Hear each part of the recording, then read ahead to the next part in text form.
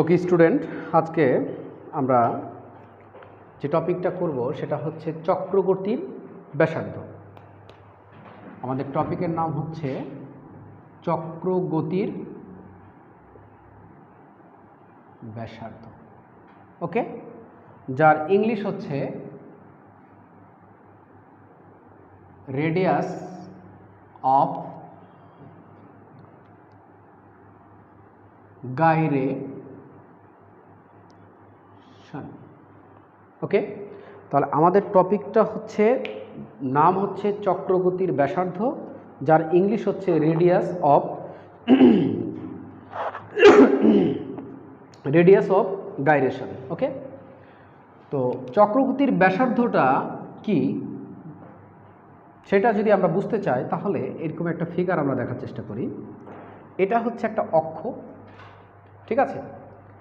এই অক্ষের সাপেক্ষে একটা বস্তু, এটা ধরে নাও এই বস্তুটা ঘুরছে, ঠিক আছে? তো এই অক্ষের সাপেক্ষে এই বস্তুর ধরে নাও একটা জড়তার ভ্রামক পেয়েছো আই। ওকে, এখন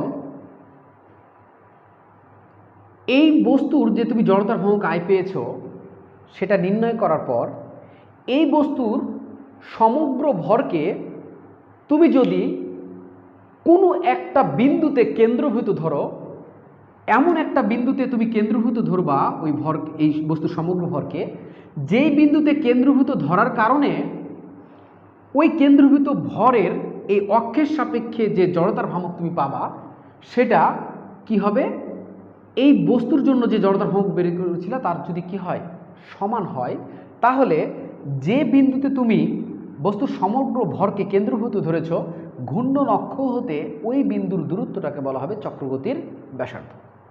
মনে হয় ক্লিয়ার হয়নি, আমি ক্লিয়ার করছি। দেখো, কোনো অক্ষ সাপেক্ষে কোনো বস্তুর তুমি জড়তার ভ্রামক বের করবা, ক্লিয়ার? বের করার পর ওই বস্তুর সমগ্র ভরকে এমন একটা বিন্দুতে তুমি যদি কেন্দ্রভূত ধরো, যে বিন্দুতে কেন্দ্রভূত ধরার কারণে তুমি যে জড়তার ভ্রামক পাবা সেটা বস্তুর আগের যে জড়তার ভ্রামক পেয়েছো তার কি সমান। তাহলে কেন্দ্র হতে ঘূর্ণন অক্ষ হতে যে বিন্দুতে তুমি সমগ্র ভরকে কেন্দ্রভূত ধরেছ সেই দূরত্বটাকে বলা হবে কি, চক্রগতির ব্যাসার্ধ। ক্লিয়ার? সোজা হিসাব হচ্ছে কোনো বস্তুর কোনো অক্ষের সাপেক্ষে তুমি জড়তার ভ্রামক বের করবা, দিয়ে ওই বস্তুর সমগ্র ভরকে কোনো একটা বিন্দুতে তুমি কেন্দ্রীভূত ধরে নিয়ে ওই বিন্দুর সাপেক্ষে ওই বিন্দুকে নিয়ে ওই অক্ষের সাপেক্ষে জড়তার ভ্রামক বের করবা। যদি দুই জড়তার ভ্রামক সমান হয় তাহলে ঘূর্ণন অক্ষ হতে যেই বিন্দুতে তুমি সমগ্র ভরকে কেন্দ্রীভূত ধরেছ ওই দূরত্বটাই হচ্ছে কি, চক্রগতির ব্যাসার্ধ। ওকে, আমি এটা বাংলা লিখে দিচ্ছি তাহলে আরো ক্লিয়ার হবে তোমার কাছে।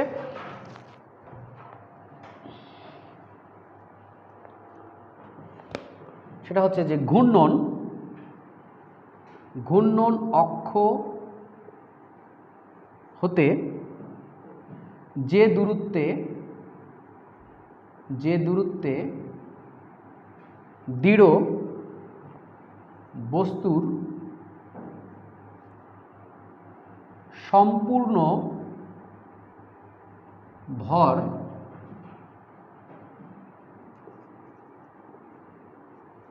কেন্দ্রীভূত কল্পনা করলে, ঘূর্ণন অক্ষ হতে যে দূরত্বে দৃঢ় বস্তুর সম্পূর্ণ ভর কেন্দ্রীভূত কল্পনা করলে বস্তুর এবং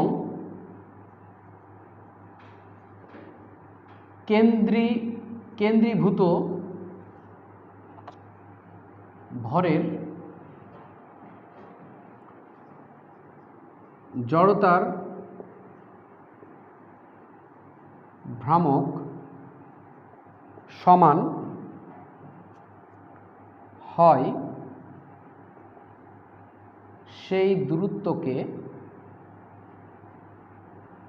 ঘূর্ণন অক্ষ হতে কিন্তু, ঠিক আছে, সেই দূরত্বকে চক্রগতির ব্যাসার্ধ বলে। ঠিক আছে, চক্রগতির ব্যাসার্ধকে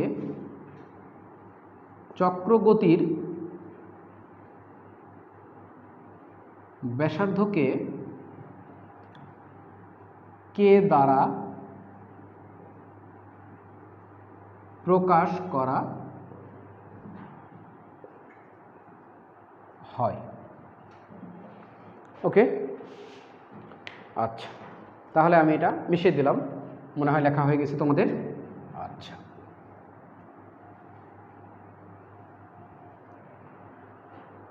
এখন দেখো, যে চিত্রটা আমি প্রথমে ড্র করেছিলাম সেটা হচ্ছে এই যে একটা বস্তু, তো এই অক্ষের সাপেক্ষে এটা ঘূর্ণন অক্ষ। ঠিক আছে, এই অক্ষের সাপেক্ষে এই বস্তু জড়তার ভ্রামক I = সামেশান MI/RI স্কয়ার, এই অক্ষের সাপেক্ষে। এখন এই বস্তুর সমগ্র ভরকে আমি এই জায়গায় কেন্দ্রীভূত ধরে নিলাম, আর ঘূর্ণন অক্ষ থেকে যে জায়গাতে কেন্দ্রীভূত ধরেছি ভরকে, সেই বিন্দুর দূরত্ব হচ্ছে k। ঠিক আছে, এখন এই বিন্দুতে ভর কেন্দ্রীভূত ধরার কারণে ঘূর্ণন অক্ষের সাপেক্ষে এই কেন্দ্রীভূত ভরের জড়তার ভ্রামক হচ্ছে I = হাফ m, আমরা জানি জড়তার ভ্রামক মানে কি, ভর ইন্টু দূরত্ব, তাহলে mk স্কয়ার। দেখো ঘূর্ণন অক্ষ থেকে m ভর কোথায় আছে, k দূরত্বে, ওই জন্য জড়তার ভ্রামক হচ্ছে কি I = mk স্কয়ার। তো এই দুটো কি সমান, এই দুটো যদি সমান হয় তাহলে ঘূর্ণন অক্ষ থেকে যে দূরে তুমি ভরকে কেন্দ্রীভূত ধরেছ, সেই এই দূরত্বটা কেটাই হচ্ছে তোমার কি চক্রগতির ব্যাসার্ধ। তাহলে এই কেটাই হচ্ছে চক্রগতির ব্যাসার্ধ।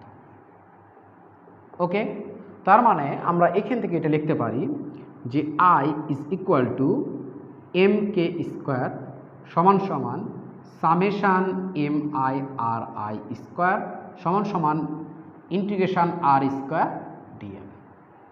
ওকে, এই ফর্মুলাটা আমরা দেখতে পারি, কারণ জড়তার ভ্রামক I মানেই সামেশান MI/RI স্কয়ার, আবার I মানেই ইন্টিগ্রেশন R স্কয়ার dm। ঠিক আছে, যেটা আমরা আগেই শিখেছি, আর এখন শিখলাম I = কি mk স্কয়ার, যেখানে কেটা হচ্ছে চক্রগতির ব্যাসার্ধ। ওকে,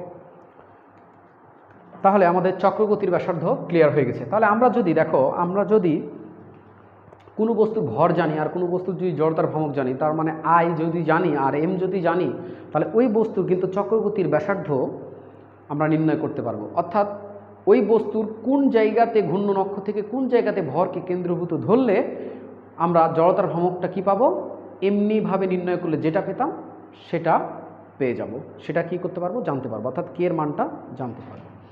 আচ্ছা, এখন আমরা ছোটোখাটো যে জিনিস আছে, আমাদের জড়তার ভ্রামক টপিকটা শেষ, এখন আমরা ছোটোখাটো যে বিষয়গুলো আছে সেগুলো দেখব এবং এর উপর ম্যাথ প্র্যাকটিস করব। তাহলে জড়তার ভ্রামক যে ছোটোখাটো জিনিসগুলো, সেটা হচ্ছে জড়তার ভ্রামক তিনটি বিষয়ের উপর নির্ভর করে। জড়তার ভ্রামক কিন্তু তিনটি বিষয়ের উপর নির্ভর করে। ঠিক আছে, তো তিনটি বিষয় কি? এক নম্বর হচ্ছে অক্ষ হতে বস্তুর দূরত্ব, অক্ষ হতে বস্তুর দূরত্ব, কারণ তোমরা জানো জড়তার ভ্রামক হচ্ছে অক্ষ থেকে বস্তুর ভরের মানে ভরগুলো কিভাবে ডিস্ট্রিবিউট সেটা নির্দেশ করে হচ্ছে জড়তার ভ্রামক। তাহলে অবশ্যই জড়তার ভ্রামক কার উপর নির্ভর করবে, ঘূর্ণন অক্ষ হতে বস্তুর যে দূরত্ব তার উপরে কিন্তু জড়তার ভ্রামক নির্ণয় করবে। এবং এটা তোমরা অলরেডি জেনে গেছো যে জড়তার ভ্রামক ঘূর্ণের অক্ষের উপর কী করে, নির্ভর করে। ঘূর্ণন অক্ষ চেঞ্জ হলে কিন্তু একটা বস্তুর জড়তার ভ্রামক কী হয়ে যায়, চেঞ্জ হয়ে যায়। আচ্ছা, দুই নম্বর হচ্ছে ভরের বিন্যাস। ভরের বিন্যাস আমরা জানি যে জড়তার ভ্রামক মানে ঘূর্ণন অক্ষ হতে ভরের বিন্যাস, অর্থাৎ ভরগুলো কীভাবে বিন্যস্ত তার উপরও কিন্তু কী করবে, জড়তার ভ্রামক কী কিন্তু কী করবে, নির্ভর করবে। ওকে, তাহলে 3 নাম্বার হচ্ছে এই যে আমি লিখতেছি যে 3টি বিষয়ের উপর নির্ভর করে, এটা তুমি যদি ক্লিয়ার কনসেপ্টে বুঝতে চাও তাহলে তোমাকে আগের ভিডিওগুলো ভালো করে দেখা লাগবে, যে জড়তার ভ্রামকের আগের ভিডিওগুলো আছে, তাহলে তুমি ক্লিয়ারলিভাবে এই জিনিসগুলো কী করতে পারবা, বুঝতে পারবা। 3 নাম্বার হচ্ছে বস্তুর আকৃতি। তুমি যদি বস্তুর আকৃতি চেঞ্জ করে দাও তাহলে তার কিন্তু জড়তার ভ্রামক চেঞ্জ হয়ে যাবে। ঠিক আছে, তুমি দেখেছো বিভিন্ন আকৃতির জন্য জড়তার ভ্রামক কি ভিন্ন ভিন্ন হয়েছে। দণ্ডের জন্য জড়তার ভ্রামক এক ধরনের হয়েছে, চাকতির জন্য জড়তার ভ্রামক এক ধরনের হয়েছে, সিলিন্ডারের জন্য এক ধরনের হয়েছে।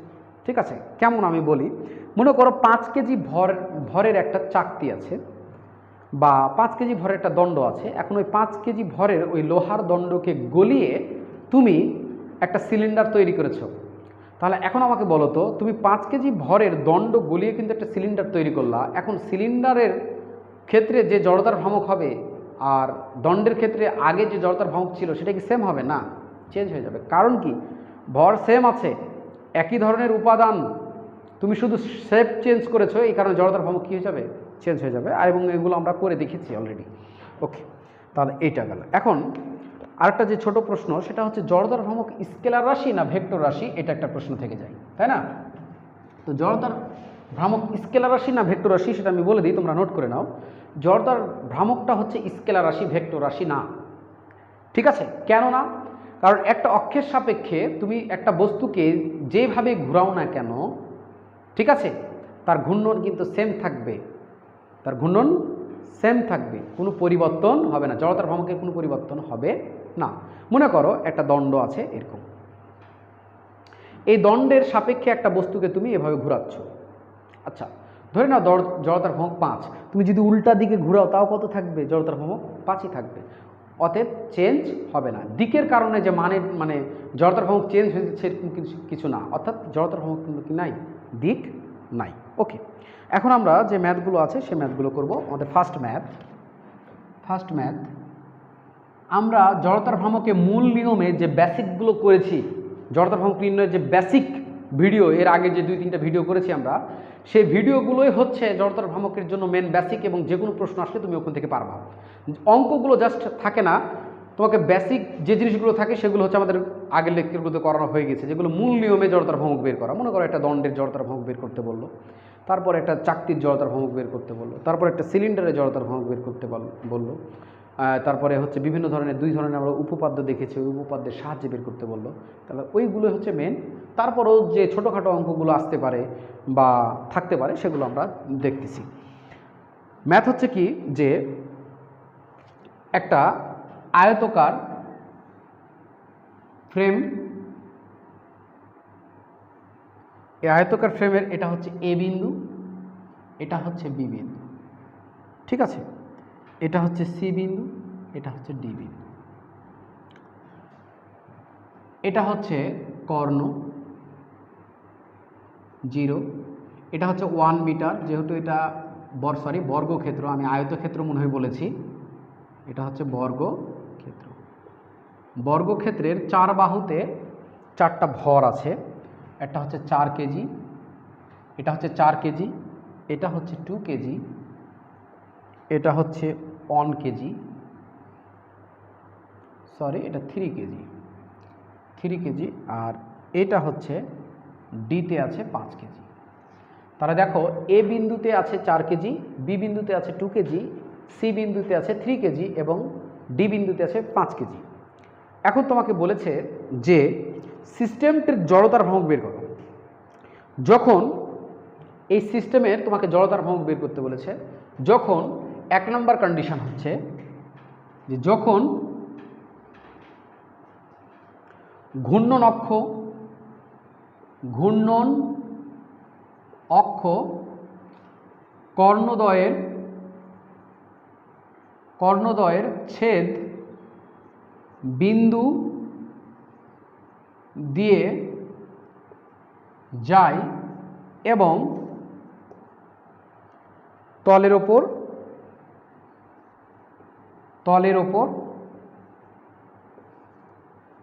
লম্ব। ঠিক আছে, অর্থাৎ ঘূর্ণন অক্ষটা হচ্ছে এই যে কর্ণদ্বয়ের ছেদবিন্দু দেখছো, এই ছেদবিন্দুর মধ্য দিয়ে হবে এবং এই তলের ওপর কি লম্ব হবে। তার মানে আমি যদি বোর্ডে 3D ফিগারটা দেখাতে চাই তাহলে এটাই হচ্ছে আমার কি অক্ষ। ঠিক আছে, আর যদি আমি এইখানে 3D দেখাতে চাই তাহলে এটা হচ্ছে, ধরে নাও যেহেতু এটা আয়তক্ষেত্রের মতো, ধরে নাও এটা হচ্ছে বর্গক্ষেত্র। এই বর্গক্ষেত্রের চারদিকে চারটা কি আছে, ভর আছে, আর মাঝখানের যে তোমার ছেদবিন্দু কর্ণদ্বয়ের, সেই ছেদবিন্দু দিয়ে এভাবে একটা অক্ষ বের হয়েছে, যে অক্ষটা এই তলের উপর কি লম্ব। নিশ্চয় বুঝতে পেরেছ। এখন আমাকে এই অক্ষের সাপেক্ষে জড়তার ভ্রামক বের করতে হবে। এখন সিস্টেমের জড়তার ভ্রামক, এখন বলো তো সিস্টেমে কয়টা ভর আছে? 4টা ভর, এবং এই 4টা ভর পরস্পরের সাথে যুক্ত না, আলাদা আলাদা, মানে বিচ্ছিন্ন। সিস্টেমে ভর আছে কিন্তু বিচ্ছিন্নভাবে। তাহলে বিচ্ছিন্নভাবে ক্যালকুলেট করে তোমাকে কি করতে হবে, যোগ করতে হবে। যেমন দেখো, এই অক্ষের সাপেক্ষে এই সিস্টেমের জড়তার ভ্রামক দিয়েছে। এই সিস্টেমের কয়টা ভর? 1 2 3 4। তাহলে এই সিস্টেমের 4টা ভরের তুমি জড়তার ভ্রামক কি করবা, বের করবা, করে কি করবা, যোগ করবা। তাহলেই হয়ে যাবে এই অক্ষের সাপেক্ষে এই সিস্টেমের কি জড়তার ভ্রামক।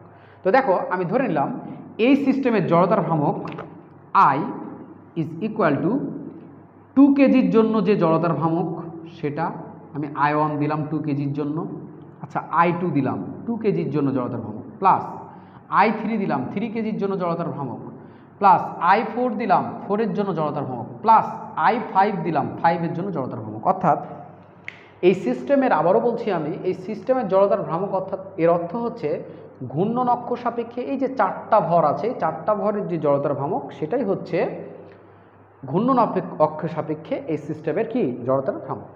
তাহলে এখানে আমরা I2 মানে 2 কেজির জড়তার ভ্রামক। তো আমরা জানি জড়তার ভ্রামক কি, জড়তার ভ্রামক হচ্ছে mr², যদি একটা কণা হয় সেটার জন্য। কণার জন্য জড়তার ভ্রামক কি, এখানে তো 4টা কণা, সিস্টেমের কয়টা কণা, 4টা কণা, তাহলে mr²। এমটা হচ্ছে কি ভর, আর আরটা হচ্ছে ঘূর্ণন অক্ষ থেকে ওই ভর বা কণার কি দূরত্ব, লম্ব দূরত্ব। তাহলে দেখো তোমরা এইখান থেকে এই পর্যন্ত যে দূরত্ব, সেই দূরত্ব কি তোমরা জানো? লম্ব দূরত্ব তোমরা জানো? জানো না, কিন্তু তোমরা বের করে নিতে পারবা। সেটা হচ্ছে কি, দেখো এটা হচ্ছে একটা আয়তক্ষেত্র। আয়তক্ষেত্র দেখো এটা 90 ডিগ্রি, তার মানে এটা সমকোণী ত্রিভুজ। তাহলে এই বাহু 1 মিটার, এ বাহু 1 মিটার, এটাকে আমি পাবো না, এটা হচ্ছে কত হবে, √2। ঠিক আছে, কারণ এটা যদি অতিভুজ হয়, আমরা জানি অতিভুজ ইজ ইকুয়াল টু এই বাহু স্কোয়ার প্লাস এই বাহু স্কোয়ার, তার মানে কি 2, আর রুট এসে হয়ে গেল কত, √2। তাহলে এসিটা হচ্ছে কত, এসিটা হচ্ছে √2, তাই না? কিন্তু আমার এসি কি দরকার, আমার দরকার হচ্ছে OB, OC, OD, OA। আর তোমরা জানো যে এই একটা বর্গক্ষেত্রের কর্ণদ্বয় পরস্পরকে কি সমানভাবে কি করে, ভাগ করে দেয়। তাহলে আমি যদি OB বের করতে পারি, OC বের করতে পারি, মানে যে কোনো একটা বের করতে পারলে সবগুলো কি একই। তাহলে OC কত হবে, AC যদি √2 হয় তাহলে OC আমাদের এটা বলার অপেক্ষা রাখে না যে OC হবে √2 ডিভাইড বাই 2, তার মানে 1/√2। ক্লিয়ার এইটা? তাহলে এই 2 কেজির জন্য দেখো, এই যে 2 কেজি, তাহলে এই 2 কেজির জন্য জড়তার ভ্রামক কত হবে, ভর 2 কেজি, আর ঘূর্ণন অক্ষ থেকে এর লম্ব দূরত্ব হচ্ছে 1/√2, তার মানে 1/√2 স্কয়ার। ওকে, প্লাস I3 মানে 3 কেজি ভরের জন্য কত হবে, 3 ইন্টু এটারও লম্ব দূরত্ব 1/√2 স্কয়ার, প্লাস I4 4 কেজির জন্য হবে কত, 4 ইন্টু 1/√2 স্কয়ার। ওকে, এইটা প্লাস I5টা আমি নিচে লিখছি, প্লাস I5টা হচ্ছে যে 5 ইন্টু 1/√2 স্কয়ার। ওকে, এইটা। তাহলে এটা যদি আমরা অ্যান্সার করি তাহলে যেটা অ্যান্সার দাঁড়াবে সেটা হচ্ছে তোমার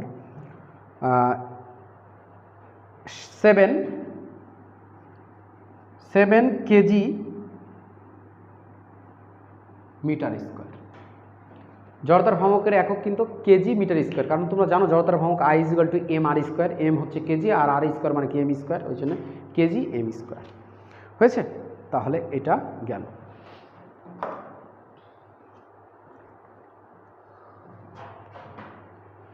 এখন দ্বিতীয় যে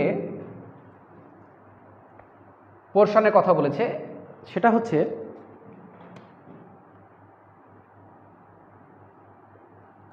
দ্বিতীয় যে কথা সেটা হচ্ছে যে এ বি বাহু সাপেক্ষে যখন 2 নম্বর এই ম্যাথের 2 নম্বর যখন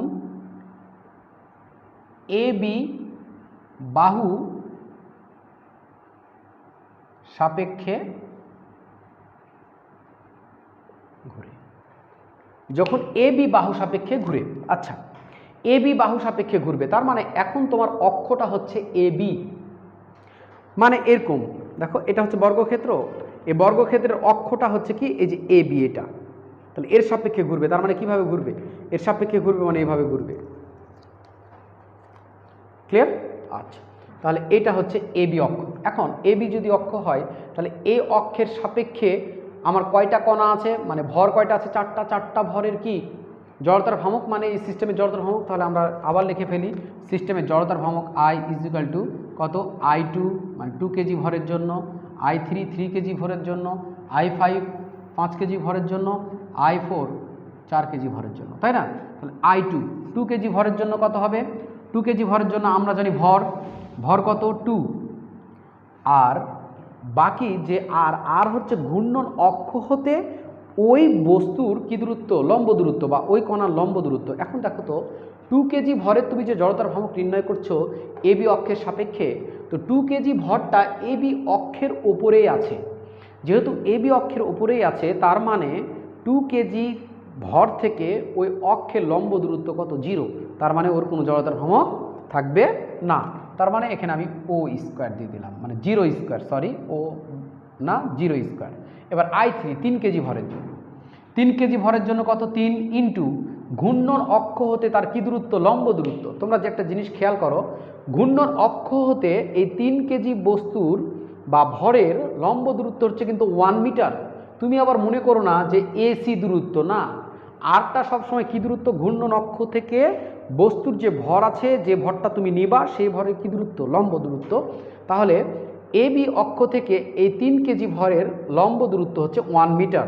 তার মানে এখানে কত হবে, 1 স্কোয়ার প্লাস I5। ওকে, I5টা হচ্ছে কি 5 কেজি ভরের বস্তুর জন্য জড়তার ভ্রামক। তাহলে ঘূর্ণন অক্ষ থেকে এখানেও 5 কেজি ভরের দূরত্ব হচ্ছে 1 মিটার। তার মানে এখানে হচ্ছে 5 ইন্টু 1 স্কোয়ার প্লাস, ওকে, এবার হচ্ছে কত, 4 কেজি ভরের বস্তুর জন্য এটা হচ্ছে 4 ইন্টু দূরত্ব হচ্ছে 0 স্কোয়ার। তাহলে এইখানে দাঁড়ালো কত, 3 প্লাস 5, তার মানে কত, 8 কেজি মিটার স্কোয়ার। ক্লিয়ার? তাহলে এটা হচ্ছে জড়তার ভ্রামক। এবার হচ্ছে 3 নম্বর যে প্রশ্ন দিয়েছে তোমাদের, 3 নম্বর যেটা, সেটা হচ্ছে যে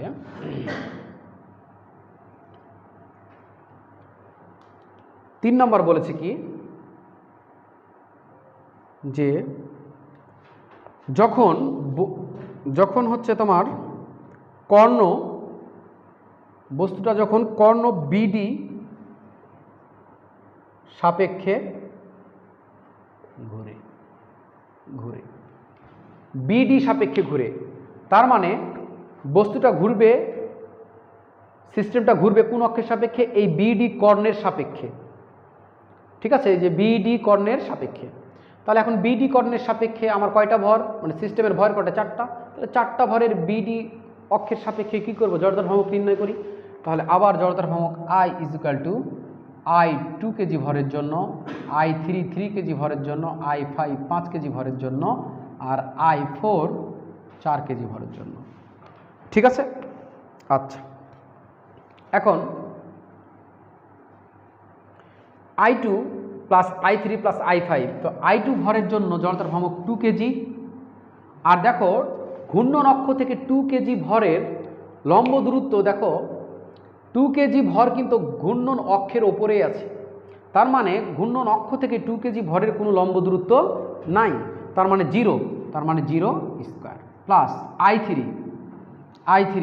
3 কেজি, বস্তুর ভর 3 কেজি এবং ঘূর্ণন অক্ষ থেকে লম্ব দূরত্ব হচ্ছে OC, তার মানে 1 ভাগ কত, √2 স্কোয়ার।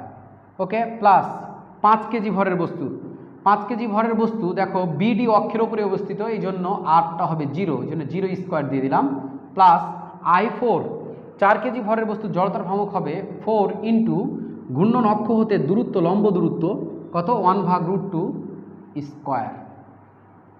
ওকে, তাহলে এখানে দাঁড়াচ্ছে কত 2 প্লাস না সরি 2 বলছি 0, এটা হচ্ছে কত 0, এটা হচ্ছে 0 আর এটা হচ্ছে 3/2 প্লাস এখানে হচ্ছে 4/2, এখানে 4/2 হবে তার মানে 2। ওকে, তার মানে এটা তোমার দাঁড়াবে অ্যান্সার যেটা আসবে 3.5, কারণ এটা দেড় আর এটা 2, 3.5 কেজি মিটার স্কোয়ার। ওকে, আচ্ছা এই হচ্ছে আমাদের ম্যাথ। তো এই ম্যাথটা করালাম, এরকম থাকতে পারে তোমাদের, ঠিক আছে। মূল নিয়মে যেগুলো আমরা করিয়েছি সেগুলোর মধ্যেই থাকবে ইনশাল্লাহ, আর না হলে এরকমভাবে থাকবে। অর্থাৎ যে কোনোভাবে দেওয়া থাক, তুমি শুধু দেখবা যে কোন অক্ষ থেকে তোমাকে কাজ করতে হচ্ছে, তাহলে সেই অক্ষ থেকে তুমি কাজ করবা এমনভাবে যেন কোনো ধরনের কোনো ভুল না হয় আর নির্ণয় করতে। আর হচ্ছে ঘূর্ণন অক্ষ থেকে যে বস্তু বা ভর নিয়ে কাজ করবা তার লম্ব দূরত্ব। ওকে, আচ্ছা এখন আমরা আরেকটা ম্যাথে চলে যাব।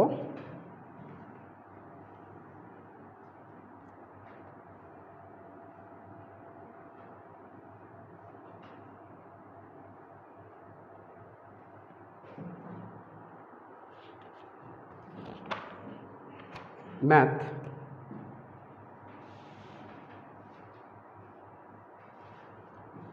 3,4,5 একক ভরের তিনটি কণার স্থানাঙ্ক যথাক্রমে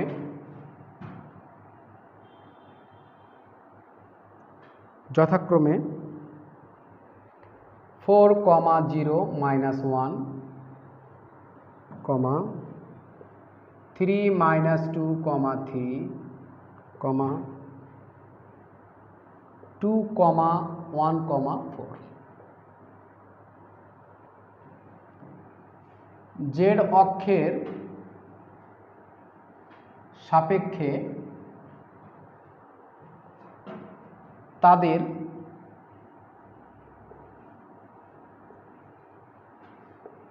জড়তার ভ্রামক ও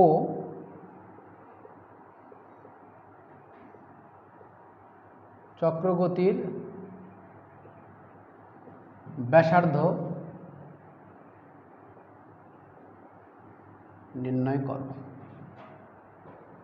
ওকে, দেখো এখানে বলছে কি যে 3, 4, 5 একক ভরের তিনটি কণার স্থানাঙ্ক যথাক্রমে 4, 0, -1, 3, -2, 3, 2, 1, 4 জেড অক্ষের সাপেক্ষে তাদের জড়তার ভ্রামক ও চক্রগতির ব্যাসার্ধ নির্ণয় করো।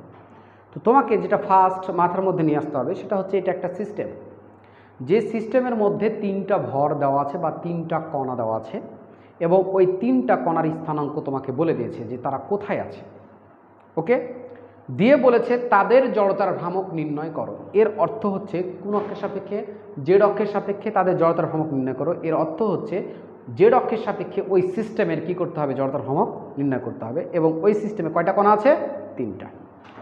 তো কিভাবে পাবো আমি, দেখো জেড অক্ষের সাপেক্ষে তিনটা কণারই আমি জড়তার ভ্রামক নির্ণয় করব, দিয়ে তিনটা কি করে দিব, যোগ করে দিব। তাহলে জেড অক্ষের সাপেক্ষে একবারে পুরো সিস্টেমের কি হয়ে যাবে, জড়তার ভ্রামক নির্ণয় হয়ে যাবে। আমার কথা নিশ্চয়ই বুঝতে পেরেছো? আচ্ছা, আমি রিপিট করছি না, কারণ তোমরা আবার শুনে নিতে পারবা। হ্যাঁ, তো দেখো প্রথম কণা 3, এই কণার আমি জেড অক্ষের সাপেক্ষে জড়তার ভ্রামক নির্ণয় করব। ওকে, জেড অক্ষের সাপেক্ষে কী করবো, জড়তার ভ্রামক নির্ণয় করব। তো দেখো জেড অক্ষের সাপেক্ষে তুমি যখন জড়তার ভ্রামক নির্ণয় করবা, তখন এই কণার, দেখো এই কণার ঘূর্ণন অক্ষ অর্থাৎ জেড অক্ষ থেকে দূরত্ব দেওয়া আছে না দেওয়া নাই, -1। দেখো খেয়াল করে, -1। ওকে, আবার এই যে 4 কণা, তুমি এই 4 কণার জড়তার ভ্রামক নির্ণয় করবা কোন অক্ষের সাপেক্ষে? জেড অক্ষের সাপেক্ষে। ওকে, তাহলে জেড অক্ষের এই কণা জেড অক্ষ থেকে কত দূরে? 3। আবার 5 যে কণা, সেই কণার ঘূর্ণন অক্ষ থেকে দূরত্ব কত? 4। আমার কথা বুঝতে পারো, এটা আমি করে দিব না, হোমওয়ার্ক দিয়ে দিব। ক্লিয়ার? দেখো 3, আচ্ছা করে দিচ্ছি। 3 একক ভরের জড়তার ভ্রামক কত হবে জেড অক্ষের সাপেক্ষে? I Z 3। এর অর্থ হচ্ছে আই জেড, 3, মানে 3 একক ভরের জন্য জেড অক্ষের সাপেক্ষে জড়তার ভ্রামক হচ্ছে ওর ভর 3 ইন্টু ঘূর্ণন, মানে ঘূর্ণন অক্ষ হতে ওর দূরত্ব। বলো তো ঘূর্ণন অক্ষ হতে জেড অক্ষ থেকে দূরত্ব কত? লম্ব দূরত্ব কত? -1, তার মানে -1 স্কোয়ার। ক্লিয়ার? ওকে, আবার জেড অক্ষের সাপেক্ষে 4 একক ভরের জড়তার ভ্রামক হচ্ছে 4 ইন্টু ঘূর্ণন অক্ষ হতে, অর্থাৎ জেড অক্ষ হতে 4 একক বা 4 একক কণার লম্ব দূরত্ব কত? 3, তার মানে কত? 3 স্কোয়ার। তাহলে এটা দাঁড়ালো কত? 3। এটা দাঁড়ালো কত? 3 × 3 = 9, 3 × 4 = 12। ওকে, আচ্ছা আই জেড এটা হচ্ছে কত? 5, তার মানে 5 একক ভরের কণার জড়তার ভ্রামক হচ্ছে 5, আর জেড অক্ষ থেকে তার লম্ব দূরত্ব হচ্ছে কত? 4। ঠিক আছে, এটা হচ্ছে কত? 4। তাহলে 4 কি স্কোয়ার। তাহলে কত হলো? 5 আর 4, 4 × 4 = 16, 5 16 কত? 80। ওকে, ও সরি, 3 × 3 = 9, 4 9 কত? 36 হবে এখানে। 3 × 4 = 12 লিখছি কেন? 36। ওকে, এখানে 3।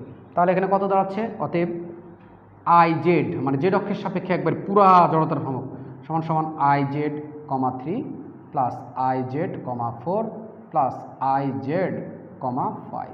ওকে, তার মানে আই জেড 3টা হচ্ছে 3 প্লাস 36 প্লাস 80। তাহলে কত হলো? এটা 3, এটা হচ্ছে 39, আর এখানে হচ্ছে 119। ওকে, এটাই হচ্ছে অ্যান্সার। ও এখানে একক বসিয়ে নিও, কেজি মিটার স্কোয়ার। বুঝা গেছে? আচ্ছা, এখন হচ্ছে আমাদের লাস্ট ম্যাথ।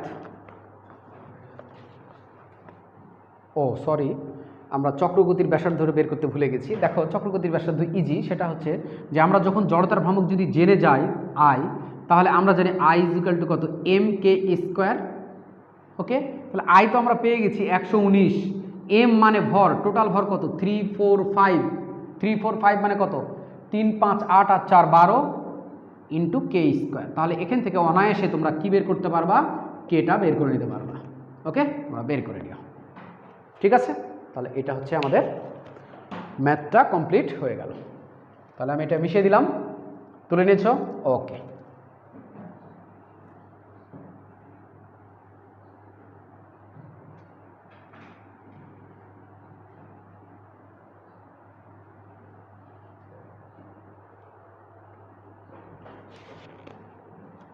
এবার নতুন ম্যাথ হচ্ছে কি, এটা একটা দণ্ড।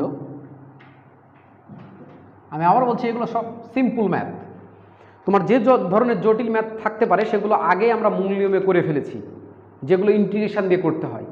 দেখবা পরীক্ষাতে ওই ধরনের ইন্টিগ্রেশন দিয়েই ম্যাথ আসতে পারে। ঠিক আছে, অতএব ওগুলো বেশি বেশি প্র্যাকটিস করো, আর এগুলো সিম্পল, এগুলো প্র্যাকটিসে রাখো।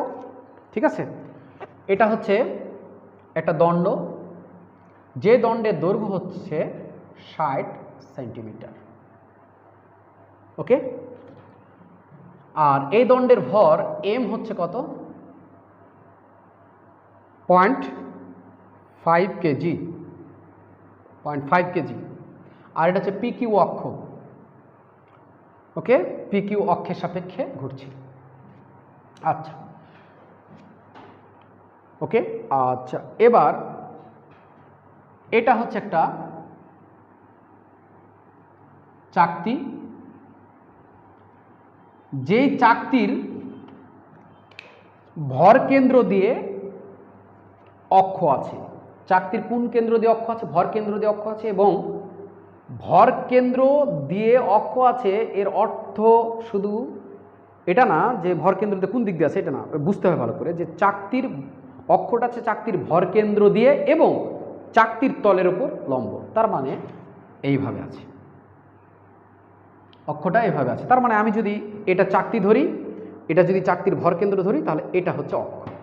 চাকতিটা এভাবে মুভ করছে অক্ষের সাপেক্ষে, ঠিক আছে। কিন্তু বোর্ডে তো আমি ওটা দেখাতে পারবো না, 3D দেখাতে পারবো না, ঠিক আছে।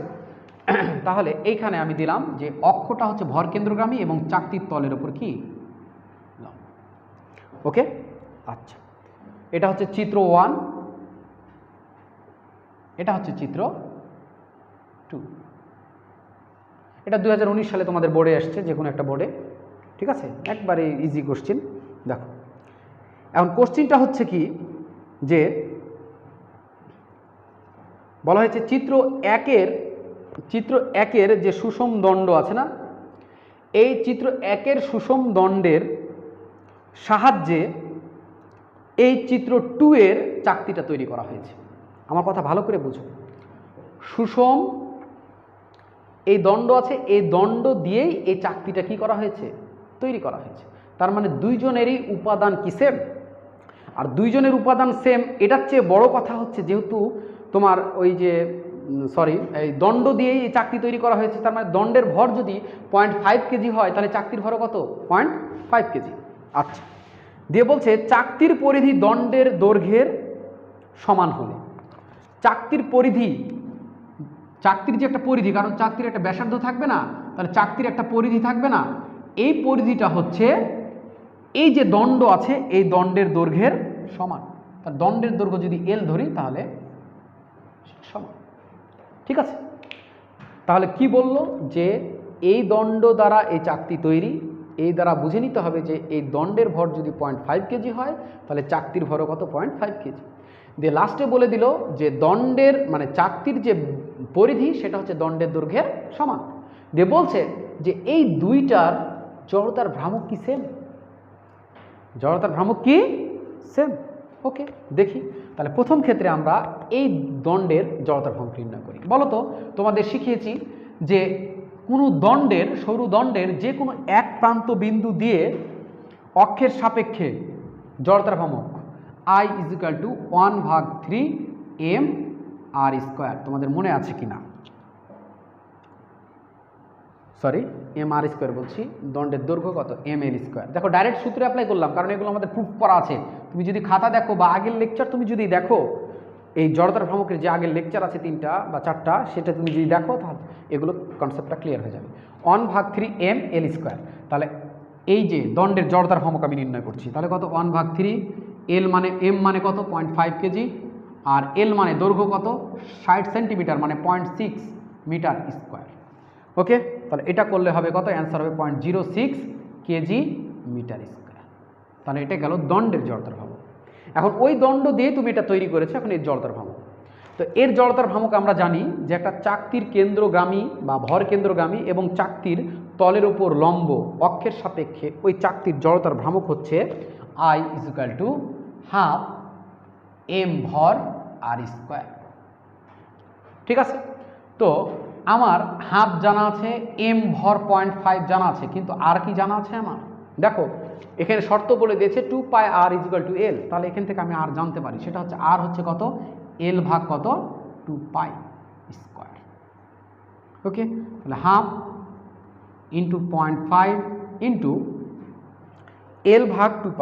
L মানে কত, 0.6, যেহেতু মিটার করে নিতে হবে, ডিভাইড বাই 2π²। এটাকে তুমি যদি ক্যালকুলেশন করো, তাহলে যেটা আসবে সেটা হচ্ছে কিছু একটা আসবে, সামথিং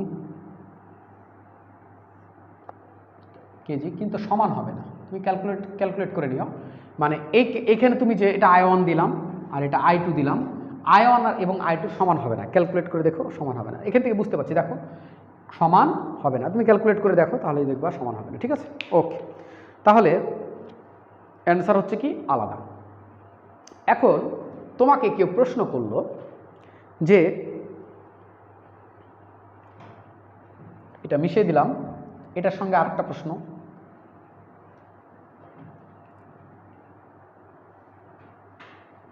সেটা হচ্ছে যে এই দণ্ডটা দেখো PQ অক্ষের সাপেক্ষে ঘুরছে, আর PQ অক্ষটা হচ্ছে কি, দণ্ডের এক প্রান্ত বিন্দু দিয়ে এবং দণ্ডের দৈর্ঘ্যের সাথে কি, লম্ব। তো তোমাকে কেউ বলল যে দণ্ডের মধ্যবিন্দুতে ভরকেন্দ্রগামী, দণ্ডের মধ্যবিন্দু যেটা ভরকেন্দ্রগামী বলছি, ভরকেন্দ্রগামী একটা অক্ষ আর এস, যেটা দৈর্ঘ্যের সাথে কি লম্ব। আগেও অক্ষ লম্ব ছিল, এখনও অক্ষ লম্ব, কিন্তু পার্থক্য হচ্ছে একটাই, আগে ছিল অক্ষ প্রান্তে, এখন হয়েছে অক্ষ কোথায়, মিডিলে। তো তোমাকে এখন জিজ্ঞাসা করলো যে কোন ক্ষেত্রে দণ্ডটি ঘোরানো সহজ, পি কিউ অক্ষের সাপেক্ষে দণ্ডটি ঘোরানো সহজ না আর এস অক্ষের সাপেক্ষে দণ্ডটি ঘোরানো সহজ। তো এই যে কনসেপ্ট, এই কনসেপ্টটা আমরা যখন জড়তার ভ্রামকের ইন্ট্রোডাকশন লেকচার করেছি বা ফার্স্ট ভিডিও যেটা ছিল জড়তার ভ্রামকের, সেখানে কিন্তু বলে দিয়েছি যে জড়তার ভ্রামকের সিগনিফিক্যান্স বা তাৎপর্যটা কি, জড়তার ভ্রামক বলতে আমরা কি বুঝবো, জড়তার ভ্রামক আমরা কেন শিখবো, সেটা আমরা জেনেছিলাম। আর ওই জানা থেকে আমরা এখানে কি করতে পারবো, অ্যান্সার দিতে পারবো। সেটা হচ্ছে কি, আমরা জানি যে কোনো অক্ষের সাপেক্ষে জড়তার ভ্রামকের মান যদি বেশি হয় তাহলে সেই অক্ষের সাপেক্ষে ঘোরানোটা কি কঠিন বা সহজ নয়, কিন্তু কোনো অক্ষের সাপেক্ষে জড়তার ভ্রামক যদি কম হয় তার অর্থ হচ্ছে ওই অক্ষের সাপেক্ষে ওই দণ্ডটাকে সহজে কী করা যাবে, ঘোরানো যাবে বা ওই বস্তুটাকে ঘোরানো যাবে। তো তুমি করবা কি, তুমি এই পি কিউ অক্ষের সাপেক্ষে তো জড়তার ভ্রামক বের করে ফেলেছো, এই আর এস অক্ষের সাপেক্ষেও তুমি কি করো, জড়তার ভ্রামক বের করো, দিয়ে দেখো কোন ক্ষেত্রে জড়তার ভ্রামক কম। যে ক্ষেত্রে জড়তার ভ্রামক কম ওই ক্ষেত্রে ঘোরানো কি সহজ হবে, ঠিক আছে। আর যে ক্ষেত্রে জড়তার ভ্রামক বেশি সেই ক্ষেত্রে ওই অক্ষের সাপেক্ষে ঘোরানো কি কঠিন। ওকে, আচ্ছা।